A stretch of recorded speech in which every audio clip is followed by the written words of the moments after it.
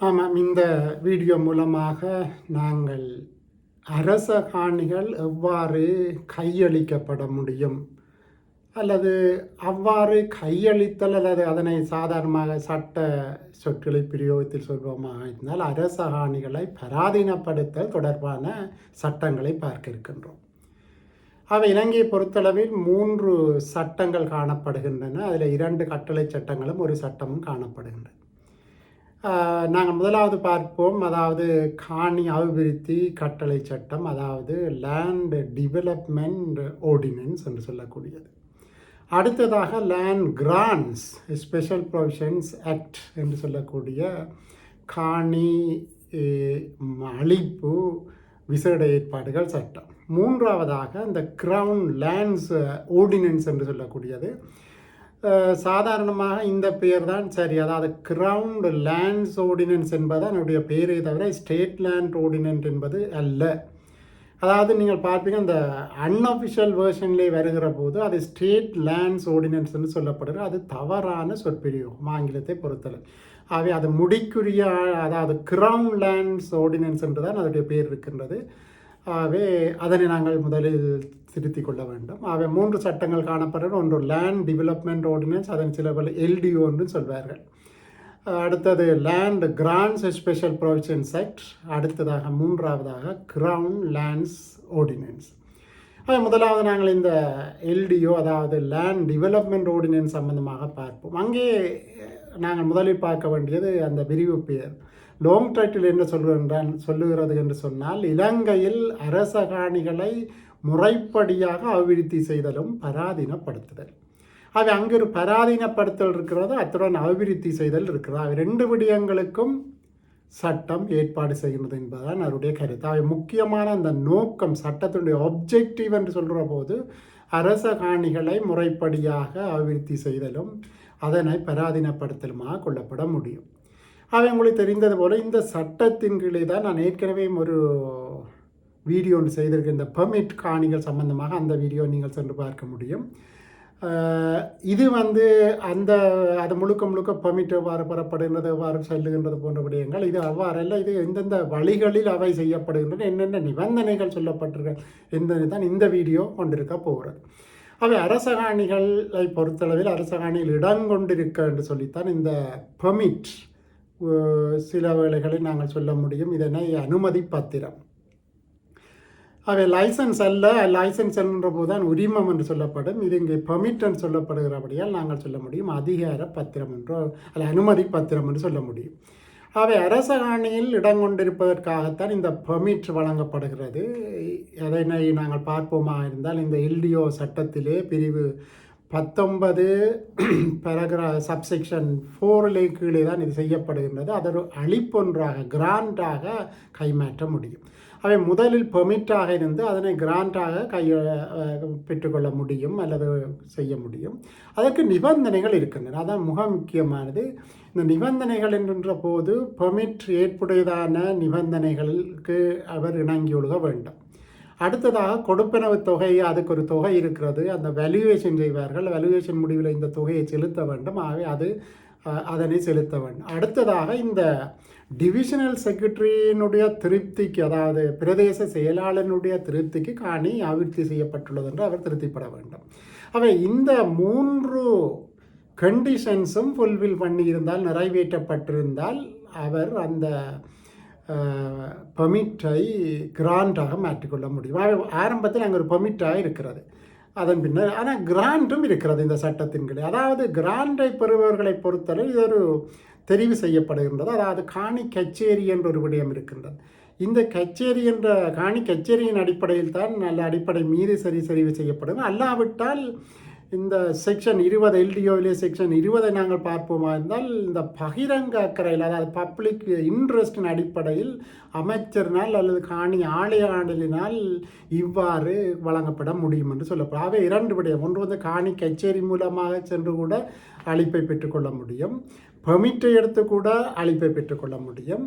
அடுத்து நாங்கள் பார்க்க இந்த அமைச்சர் அல்லது காணி ஆணையாளர் உடைய அந்த அங்கீகாரத்தின் அடிப்படையிலும் பகிரங்க அக்கறை அவை வழங்கப்பட முடியும்.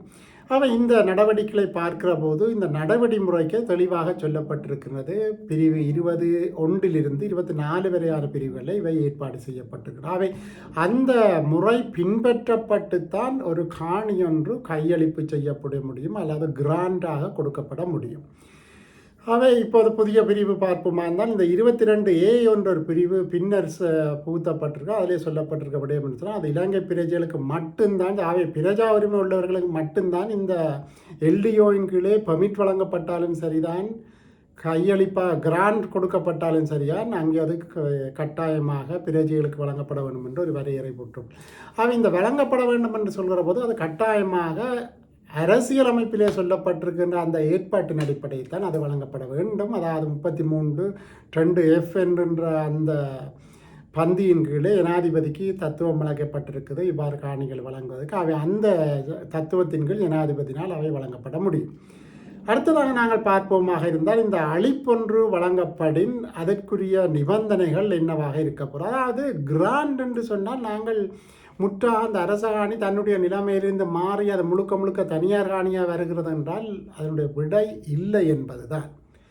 ஆனால் ஓரளவுக்கு கைமாற்றங்கள் சில விடயங்கள் செய்யப்பட முடியும். அதனுடைய கருத்து அது முற்றாக அரச காணி என்ற அந்த நிலை மாறி முற்றாக அது தனியார் காணியாக மாறுவதில்லை. ஏனென்றால் சில பிரிவுகளில் பார்க்கிற போது அவர்கள் அரசாங்கம் மீண்டும் அதனை பெற்றுக்கொள்ளவோ அல்லது அதனுடைய சில பரிசோதனைகளை செய்யவோ அல்லது விசிட் பண்ணுவதற்கான அதிகாரங்கள் கொடுக்கப்பட்டிருக்கிறாவே. எப்போவுமே அரச காணி முழுக்க முழுக்க தனியார் காணியாக மாறுவதில்லை. ஒரு சின்னொரு கரெக்டர் அங்கே அரச காணி என்பதற்குரிய அந்த கரெக்டர் தொடர்ந்து இருந்து கொண்டு தான் இருக்கும்.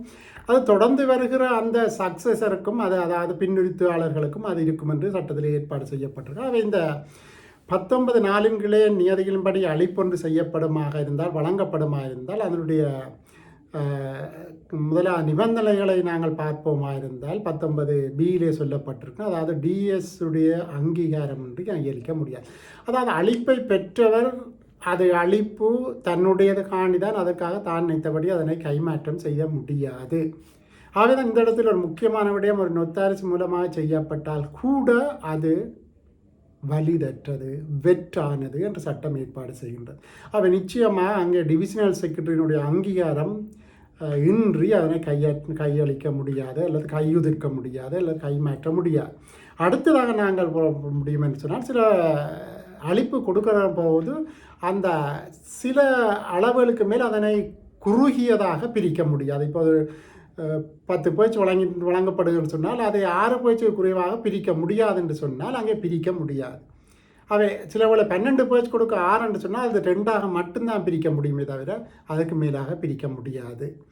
அவர் பிரிக்கப்படுமா இருந்தால் இந்த பிரிப்பு செல்லுபடியற்றது என்று சட்டம் ஏற்பாடு செய்கின்றது. இதனை விட 35வது பிரிவிலே சில ஸ்பெஷல் கண்டிஷன்ஸ், அதாவது விசேட நிபந்தனைகளும் அங்கே லேட் கமிஷனால் உட்புகுத்தப்படலாம் என்று சொல்லப்படுகின்றது. அவரை அது அளிப்பு யார் இந்த கிராண்டை பெற்றுக்கொள்கிறாரோ அவரை அது கட்டுப்படுத்துமாக இருக்கும். அது மட்டுமல்ல, அந்த நிபந்தனைகள் அவர் கைமாற்றம் அவர் சட்டப்படி டிஎஸ்னுடைய அங்கீகாரத்தை பெற்று அதை வழங்கியிருந்தாலும் மற்றவரையும் வாங்குவரையும் அந்த நிபந்தனைகள் கட்டுப்படுத்துவதாக காணப்படுகின்றன. அடுத்த 43வது பிரிவிலே சொல்லப்பட்டிருக்கிறது, ஒழுங்கு விதியில் சொல்லப்பட்ட சூழ்நிலைகளை தவிர குத்தகைக்கு விட முடியாது. அழைப்பை பெற்றுவிட்டேன் தானே, அதை என்னுடைய காணி தானே, நான் விரும்பியபடி செய்யலாம் என்றால் இல்லை, அது செய்ய முடியாது. காரணம் என்னென்னு சொன்னால் ஏற்கனவே நான் சொன்ன 2 நிபந்தனைகள் இருக்கின்றன. அதுக்கு மேலதிகமான நிபந்தனைகள் ஈடு வைக்க முடியாது. அப்படி ஈடு வைக்க அந்த சூழ்நிலைகள் திருப்திப்படுத்தப்பட்டு ஈடு வைக்கப்பட முடியும் என்று சொன்னாலும் அது எல்லா நிறுவனங்களையும் ஈடு வைக்க முடியாது. அதாவது சில ஈடு வைப்பதாக இருந்தால் சில வங்கிகள், குறித்துரைக்கப்பட்ட வங்கிகள் அல்லது நிதி நிறுவனங்களில் மட்டும்தான் இந்த அளிப்பின் மூலமாக பெற்ற காணியை ஈடு வைக்க முடியும். அதில் ஒன்று உரிமம் அளிக்கப்பட்ட ஏதாவது வர்த்தக வங்கிகள் அல்லது வணிக வங்கிகளில் நீங்கள் அதனை செய்ய முடியும். அல்லாவிட்டால் இலங்கை அபிவிருத்தி நிதி கூட்டுத்தாபனம், அடுத்ததாக தேசிய வீடு அபிவிருத்தி அதிகார சபை, அல்லது இலங்கை வீடு அபிவிருத்தி நிதி கூட்டுத்தாபனம், 3, 4, 5 இடங்கள் சொல்லப்பட்டிருக்கின்றன. இந்த இடங்களில் மட்டும்தான் அவற்றை அந்த காணியை ஈடு வைக்க முடியும். அவை இந்த ஈடு வைத்தல் அல்லது குத்தகைக்கு விடுதல் என்பது சில மட்டுப்பாடுகளுக்கு அமைந்தது. அவை ஈடு வைக்கிற போது ஏற்கனவே நான் திருப்பியும் அந்த வங்கிகளை சொல்வேன். ஒன்று வர்த்தக வங்கி, அதாவது வணிக வங்கி எதுவாக இருந்தாலும் அங்கு செய்யப்பட முடியும். அதுக்கு நிச்சயமாக லைசன்ஸ்ட் கமர்ஷியல் பேங்காக இருக்க வேண்டும். அடுத்தது அரச ஈட்டு முதலீட்டு வங்கி, இலங்கை தேசிய அபிவிருத்தி நிதி கூட்டுத்தாபனம், தேசிய வீடு அபிவிருத்தி அதிகார சபை, இலங்கை வீடு அபிவிருத்தி நிதி கூட்டுத்தான். இந்த இடங்களில் மட்டும்தான் அவற்றை ஈடு வைக்க முடியும். அடுத்ததாக நாங்கள் பார்ப்போமா, இந்த அழைப்பின் மூலம் பெறப்பட்ட காணி தொடர்பில் நீதிமன்றம் தீர்வை வழங்குகிற போது அந்த தீர்வை நிறைவேற்றுவதில் அந்த ஆதனத்தை கைப்பற்றவோ அல்லது விற்கவோ முடியாது. அவை இவ்வாறான தீர்வைகளை நீதிமன்றம் வழங்கக்கூடாது. ஆனாலும் அங்கே தீர்வை வழங்கக்கூடிய ஒரு சந்தர்ப்பம் இருக்கின்ற ஈடு வைக்கப்பட்டிருந்தால் அங்கே வழக்கு தீர்வை நிறைவேற்றப்பட முடியும். அவை பொதுவாக தீர்வை ஒன்று வழங்கப்பட்டால் எக்ஸிக்யூஷன் என்று சொல்வார்கள். அந்த எக்ஸிக்யூஷன் வருகிற போது அரச காணியை பொறுத்தளவில் அவற்றை கைப்பற்றவோ விற்கவோ முடியாது. ஆயினும் செய்ய முடியும் எப்போதுன்னு சொன்னால் அது அங்கே ஈடு வைக்கப்பட்டிருக்குமா இருந்தால் அந்த சந்தர்ப்பங்கள் அந்த எக்ஸிக்யூஷனுக்கு செல்ல முடியும். அடுத்ததாக வலியுரிமையை பார்க்கிற போது அங்கே தனியான சாப்டர் 7 அதை சம்பந்தமாக ஏற்பாடு செய்கிறது. பொதுவாக அழைப்பு பெற்றவர் இறப்பின் அவருடைய வாழ்க்கை துணை தான் அங்கே வருகின்றார். ஆனால் வாழ்க்கை துணை வருகிறார் என்கின்ற போது அவர் சக்சஸரா என்று சொன்னால் இல்லை என்று தான் விடை சொல்லணும். ஆனால் வருகிறார். எவ்வாறு வருகிறார் என்று சொன்னால் அவரால் அந்த காணியை விற்க முடியாது. அதனை விட இந்த காணி தன் இறப்பின் பின் இவருக்குத்தான் செல்ல வேண்டும் என்று நாமினேட் பண்ணவும் முடியாது. அவை வாழ்க்கை துணை எவ்வாறு இருக்கின்றார்னு சொன்னால் கிட்டத்தட்ட ஒரு லைஃப் இன்ட்ரெஸ்டை வைத்திருக்கிறவர் போல இருந்துவிட்டு அவர் இறந்த பின் அந்த ஆதனம் அவருடைய வலியுரிமையாளருக்கு செல்வதாக அமையும்.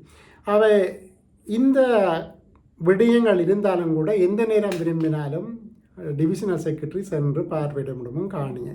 அது 160வது பிரிவில் சொல்லப்பட்டிருக்கின்றது. Divisional secretary at any time visit to the land என்று சொல்லப்படும். அவை அந்த அரசகாணி என்பது அரசகாணின்ற பேரில் தான் தனியாருக்கு வழங்கப்பட்டாலும் கூட அந்த அரசகாணி என்ற சில குணநலன்களை அது ஒருபோதும் இழப்பதில்லை. அதை விட இன்னொரு முக்கியமான விடயம் அங்கே சொல்லப்பட்டிருக்க 104வது பிரிவிலே ஜனாதிபதி இதனை ரத்து செய்ய முடியும். அதாவது வலியுரிமை ஒன்று தவறுபடுமாக இருந்தால் ஜனாதிபதி அந்த அழைப்பை ரத்து செய்ய முடியும் என்றும் ஏற்பாடு செய்யப்படுகின்றது. அவை எல்டிஓ தொடர்பாக நாங்கள் இவ்வளவு விவரங்களை பார்த்திருக்கின்றோம். அடுத்ததாக நாங்கள் பார்க்க சட்டம் இந்த ஸ்பெஷல் ப்ரொவிஷன்ஸ் ஆக்டை பார்க்க இருக்கின்றோம். அதன்படி பார்ப்போமாக இருந்தால் land grants special provisions act என்பது இதனுடைய விரிவு பேரை முதலில் பார்த்து அதனுடைய ஒப்ஜெக்டை பார்ப்போமா இருந்தால் காணி சீர்திருத்த சட்டத்தின் கீழ் அங்கே சட்டம் லேண்ட் ரிஃபார்ம்ஸ் ஆக்ட் இருக்கின்றது. அந்த சட்டத்தின் கீழ் காணி சீர்திருத்த ஆணைக்குழு இருக்கிறது. அந்த காணி சீர்திருத்த அல்ல சீரமைப்பு ஆணைக்குழுவுக்கு உரித்தாக்கப்பட்ட விவசாய மற்றும் பெருந்தோட்ட காணிகளை அரசுக்கு உரித்தாக்குதலும் அக்காணியை காணியற்றவர்களுக்கு இலவசமாக வழங்குவதும் தான் இதனுடைய நோக்கம். அவை காணியை முதலில் பெற்றுக்கொண்டு அந்த காணிகளை அரசு குறித்தாக்கிவிட்டு அதன் பின்னர் அதனை காணியற்றவர்களுக்கு வழங்குவதாக தான் இது செய்யப்பட்டிருக்கணும். அவை இங்கே பெர்மிட் என்கின்ற விடயம் இல்லை. அங்கே உடனடியாகவே கையளிப்பு சாதனம் என்று சொல்லப்படுகின்ற இந்த கையளிப்பு சாதனம் ஜனாதிபதி மூலமாக கைமாற்றப்பட முடியும். அங்கே நிபந்தனைகள் இருக்கின்றது. நிபந்தனைகள் என்று பார்க்கிற போது காணி ஆணையாளரின் முன் அங்கீகாரமின்றி கையிருக்கும். அங்கே நாங்கள் பார்த்தோம் எல்டிஓவிலே டிஎஸ்னுடைய அதாவது டிவிஷனல் செக்ரட்டரி. இங்கே நாங்கள் பார்க்கிற போது காணி ஆணையாளனுடைய அங்கீகாரம் பெறப்பட வேண்டும், அல்லாத கையிருக்கப்பட முடியாது. அவர் கையிருக்கப்பட்டாலும் அது செல்லுபடியற்றது. அடுத்த நிபந்தனைகளுக்கு ஒழுகாவிடின் மீள அரசுக்கு உரித்தாக்கப்படும் என்பதும் இங்கே ஒரு முக்கியமான விடயம். அதைவிட அத்துடன் நீதிமன்றம் மூலமாக இந்த கையளிப்பு சாதனத்தை ரத்து செய்யவும் முடியும். அதை நீங்கள் பாருங்கள், இந்த இடத்திலும் ரத்து செய்வதற்கான சந்தர்ப்பம் எல்டிஓ சட்டத்தின் கீழையும் நாங்கள் பார்க்கிற போது லேண்ட் டெவலப்மெண்ட் ஆர்டினன்ஸுகளையும் பார்க்கிற போது வலியுரிமை தவறுகின்ற பட்சத்தில் ரத்து செய்கின்ற அதிகாரம் வழங்கப்பட்டிருக்கின்றது. செக்ஷன் 11 பார்க்கிற போது நிபந்தனை காணியுடன் இணைந்தவை. அதாவது இந்த காணியுடன் நிபந்தனை இணைந்திருக்குன்னு சொன்னால் காணி எத்தனை பேருக்கு கைமாற்றப்பட்டாலும் அந்த நிபந்தனைகள் எல்லோரையும் கட்டுப்படுத்துவதாக இருக்கும். மற்றது காணி ஆணையாளரின் எழுத்திலான சம்மதமின்றி கைமாற்ற முடியாது. அவ்வாறு கைமாற்றப்பட்டால் அது வெற்றானதும் நடைமுறைப்படுத்த முடியாததும் என்று சட்டம் ஏற்பாடு செய்கின்றது. அடுத்ததாக இந்த வலியுரிமையை பார்க்கிற போது, அதாவது இந்த கையளிப்பு சாதனம் மூலமாக ஒருவர் பெற்றிருந்தார் என்றால் அவன் இறப்பின் பின் வாழ்க்கை துணைக்கு அந்த ஆதனம் சென்றடையும். எல்டிஓன்கள் சென்றடையும். ஆனால் அங்கே பார்க்கிற போது லைஃப் இன்ட்ரெஸ்டை மட்டும்தான் வைத்து, ஆனால் இங்கு உயிர் வாழும் வாழ்க்கை துணைக்கு சென்றடையும். அதன் பின்னர் அவரும் மாற்றி கொடுக்க முடியாது, அது அதனுடைய வலியுரிமையாளர்களை சென்றடையும். இங்கேயும் அந்த ஏற்பாடு இருக்கிறது. அதாவது டிஎஸ் 15வது பிரிவில் சொல்லப்படுகிற டிஎஸ் விரும்பிய நேரத்தில் அந்த காணியை சென்று பார்வையிட முடியும். அவை மீண்டும் அரச காணியுடைய அந்த கட்டுப்பாடு தொடர்ந்தும் இருப்பதை அவதானிக்கக்கூடியதாக இருக்கின்றது. இறுதியாக நாங்கள் இந்த கிரவுன் லேண்ட்ஸ் ஆர்டினன்ஸ், அதாவது முடிக்குரிய காணிகள் கட்டளை சட்டத்தை பற்றி பார்க்க இருக்கிறோம். இதிலே நாங்கள் முதலில் பார்ப்போம் வந்தால் விரிவு பேரை பார்ப்போமாக இருந்தால் முடிக்குரிய காணிகள் அளிப்பதாவது கிராண்ட் மற்றும் கையுதிர்ப்புக்கான ஏற்பாடு என்று சொல்லப்பட்டிருக்கிறது. அதாவது கிராண்ட் பண்ணலாம் அல்லது டிஸ்பொசிஷன் பண்ணுறதுக்கான ஏற்பாடு செய்கின்றது. அத்தகைய காணியின் அல்லது மற்றும் அந்த காணியை குறிப்பிடலாம் அல்லது கடற்கரையும் முற்கரை என்று சொல்லக்கூடிய அந்த பகுதியினுடைய முகாமை மற்றும் கட்டுப்பாடும் இந்த சட்டத்தின் வழங்கப்பட்டுள்ளது. நீர்நிலைகள், குளங்கள், பகிரங்க நீர்நிலைகள் இவையை ஒழுங்குபடுத்துவதும் இந்த சட்டம் பல விடயங்களை கையாளுகின்ற அதில் ஒரு விடயம் இந்த முடிக்குரிய காணிகளை கையெழுப்பு செய்வதற்கான ஏற்பாடு. அந்த விடயத்தை மட்டும் நாங்கள் பார்த்துக்கணும். இங்கே 2வது பிரிவையும் 8ஆம் பிரிவையும் நாங்கள் சேர்த்து பார்க்கிற போது எவரேனும் ஆளுக்கு ஜனாதிபதி கையளிப்பு சாதனம் மூலமாக இந்த முடிக்குரிய காணிகள் அளிக்கப்படலாம், விற்கப்படலாம், குத்தகைக்கு விடப்படலாம். இங்கே 3 விடயங்கள். முதலாவது எல்டிஓ நீங்கள் பே பண்ணித்தான் எடுக்க வேண்டும். 2வது விடயத்தை நாங்கள் பார்த்தா இலவசமாக வளரணும். இங்கு அது விற்கப்படலாம், குத்தகைக்கு விடப்படலாம் அல்லது அழிப்பு செய்யப்படலாம் என்று சொல்லப்படும், கிராண்டாக கொடுக்கப்பட முடியும். அங்கே நிபந்தனைகள் இருக்கின்றன. இங்கேயும் சொல்லப்பட்டிருக்கிறது காணியுடன் தான் அந்த நிபந்தனைகள் சேர்ந்தவையாக இருக்கும். அவை தொடர்ந்தும் அவை அடுத்து வருபவர்களையும் வலியுரிமையாளர்களையும் அந்த நிபந்தனைகள் கட்டுப்படுத்துவதாக இருக்கின்றது. அடுத்ததாக செக்ஷன் 19 பார்ப்போமா, 19வது பிரிவை பார்ப்போமா இருந்தால் கையளிப்பு சாதனத்தில் கைமாற்றம் தொடர்பாக ஜனாதிபதி அல்லது வேறு அரசரின் சம்மதம் அல்லது அனுமதி தேவைப்படுத்தப்படின் அவை பெறாமல் கைமாற்றப்படுமா இருந்தால் அது வெற்றானது. அவை இந்த இங்கே நாங்கள் யாரிடம் நீங்கள் சம்மதம், இப்போ எல்டிஓவின் கீழே நாங்கள் போகிறோம், டிவிஷனல் செக்ரட்டரியிடம் கையெழுத்து பெற வேண்டும் என்று சொன்னோம். கிராண்ட் ஸ்பெஷல் ப்ரொவிஷன்ஸை பார்க்க போது நாங்கள் சொன்னோம் அங்கே காணி ஆளிருப்பாங்க சம்மதம் பெறப்பட. இங்கே அந்த கையளிப்பு சாதனத்திலேயே சொல்லப்பட்டிருக்கும் இவருடைய பெர்மிஷன் பெறப்பட வேண்டும், என்ன அனுமதி பெறப்பட வேண்டும். அவ்வாறு பெறப்படாமல் கைமாற்றப்படுமாக இருந்தால் அந்த கைமாற்றம் செல்லுபடியற்றதும் வெற்றானதும் ஆகும். அவை ஒத்தரசு மூலமாக செய்யப்படுகின்ற இந்த விடயங்கள் இந்த அனுமதி இல்லாத போது அது வெற்றானதாக கருதப்படும். ஆகவே 3 சட்டங்களையும் நாங்கள் பார்க்கிற போது காணிகளை பராதீனப்படுத்தலுக்கான ஏற்பாடுகள் காணப்படுகின்றன. அதுக்கு நிபந்தனைகள் 3 சட்டங்களையும் காணப்படுகின்றன. எல்லா சட்டங்களையும் இருக்க ஒரே ஒற்றுமையான விடயம் என்று சொன்னால் காணி சில அரச காணி என்ற குண இயல்பை ஒருபோதும் இழப்பதில்லை என்றுதான் சொல்ல வேண்டும். இந்த வீடியோ இத்தனை முடித்துக்கொள்வோம். நன்றி.